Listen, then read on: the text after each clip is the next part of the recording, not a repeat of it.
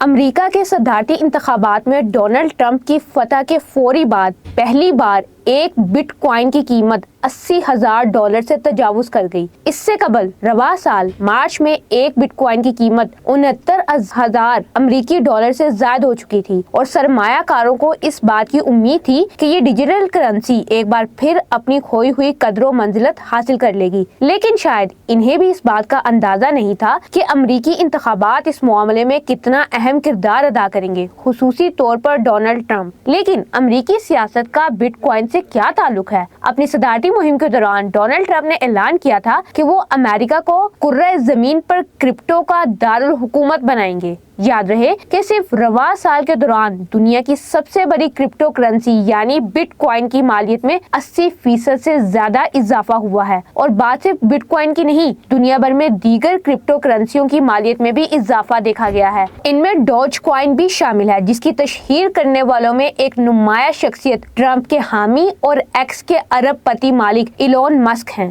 حالیہ امریکی انتخابات میں ایلون مسک ٹرمپ کی حمایت میں کھل کر سامنے آئے اور اپنی مہم کے دوران ٹرمپ نے بھی بٹ کوائن کی حمایت کی۔ انہوں نے الیکشن سے قبل کہا کہ وہ اسٹریٹجک طور پر بٹ کوائن اکٹھا کریں گے اور اس معاملے پر مالیاتی ریگولیٹرز بھی تعینات کریں گے۔ ٹرمپ نے یہ اعلان بھی کر رکھا ہے کہ وہ صدر بنتے ہی امریکی سیکیورٹیز اینڈ ایکسچینج کمیشن کے حالیہ سربراہ گیری جینسلر کو عہدے سے ہٹا دیں گے، جنہوں نے 2021 میں تعیناتی کے بعد سے کرپٹو کے شعبے پر کریک ڈاؤن کیا۔ ہو سکتا ہے بہت سارے لوگوں کو کرپٹو کرنسی کے بارے میں نہ معلوم ہو، لیکن بٹ کوائن کا نام سب نے ہی سن رکھا ہوگا۔ لیکن یہ ہے کیا؟ بٹ کوائن ایک کرپٹو کرنسی ہے جسے آپ ڈیجیٹل کرنسی بھی کہہ سکتے ہیں۔ یہ روایتی طور پر دنیا بھر میں استعمال ہونے والی کرنسیوں ڈالر، پاؤنڈ یا روپے وغیرہ سے مختلف اس لیے ہے کیونکہ اسے کوئی مستند مالی ادارہ کنٹرول نہیں کرتا۔ شاید یہی وجہ ہے کہ لوگ سمجھتے ہیں کہ ایسی کرنسی جو کسی ادارے کے کنٹرول میں نہیں انہیں مالی آزادی فراہم کرتی ہے، لیکن دوسری جانب اسی وجہ سے اس کرنسی کی قدر غیر یقینی کا شکار رہتی ہے۔ بلاک چین ایک ایسی ٹیکنالوجی ہے جو نہ صرف ہر قسم کی کرپٹو کرنسی کی بنیاد ہے بلکہ NFTs بھی اسی کے تحت چلائی جاتی ہیں۔ عام زبان میں کہا جا سکتا ہے کہ یہ ایک سپریڈ شیٹ ہے جس پر کرپٹو کرنسی کی خرید و فروخت درج ہوتی ہے۔ یہ خرید و فروخت بلاکس کی شکل میں شیٹ پر موجود ہوتی ہے جو چیز یعنی زنجیروں کی شکل میں ایک دوسرے سے جڑے ہوتے ہیں۔